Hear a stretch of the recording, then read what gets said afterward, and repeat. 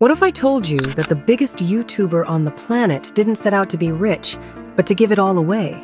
That the man behind $100,000 giveaways, private island contests, and life-changing donations once spent hours refreshing his video page, praying for a single view? This isn't just the story of clicks and views. This is the story of obsession, sacrifice, and one man's mission to make the internet meaningful. This is the story of MrBeast.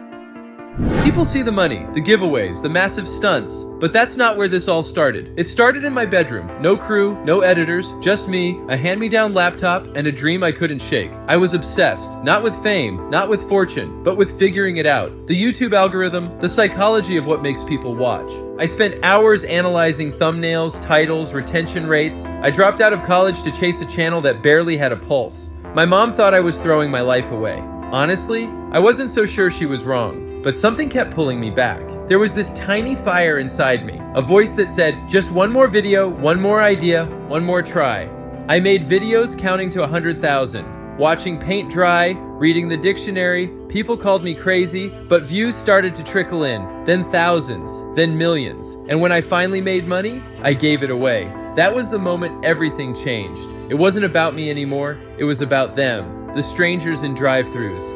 The homeless man on the corner, the guy who never thought anyone saw him. The more I gave, the more people watched. And the more they watched, the more I could give. It became a cycle. Beautiful, insane, exhausting. I scaled everything. Built a team, launched Beast Philanthropy, MrBeast Burger, a chocolate bar, a tree planting movement, a worldwide fan base. But behind the numbers, behind the cameras, I was tired. I didn't take vacations, I rarely slept. I pushed my body, my mind. I lost touch with old friends, missed birthdays, even my own. Every day, I asked myself, what video could I make that no one else can? The pressure was unreal, the stakes, enormous. And yet, I kept going. There were nights I'd lie in bed and feel my chest tighten. Not from fear, but from the weight of expectation.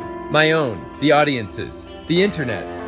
But then I'd remember the kid who watched one of my videos and smiled for the first time in weeks. I'd remember the father who cried because I paid for his surgery. I'd remember why I started. Because when a mother cries in gratitude, when someone says, "You changed my life," that makes the burnout worth it. But sometimes I wonder, what would happen if I stopped? Would the world forget? Or would the good keep rippling out? And then I remind myself, this was never about being remembered. It was about doing something that matters while I'm still here. About making kindness go viral. About proving that generosity isn't weakness, it's power. I've given away millions, planted forests, fed communities, built homes, and I'm not done yet, because somewhere out there, there's someone waiting for that one video, that one act of kindness, that one reminder that the world hasn't given up on them. And as long as I can still hit record, I won't give up either. Some days are harder than others. The expectations get heavier, the comments more critical. People assume I have it all figured out. But the truth is, I'm still learning, still failing, still trying. I've cried after uploads. I've second-guessed entire productions. I've spent sleepless nights wondering if it was worth it. But every time I want to quit,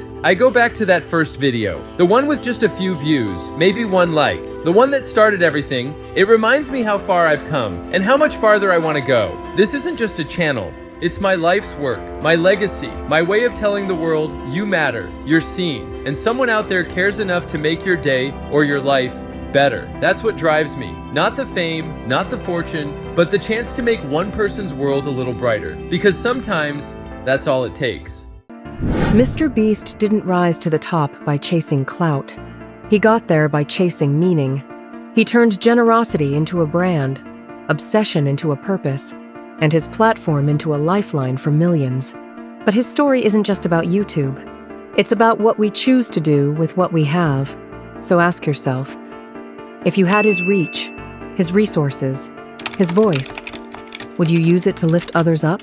Would you give it all away?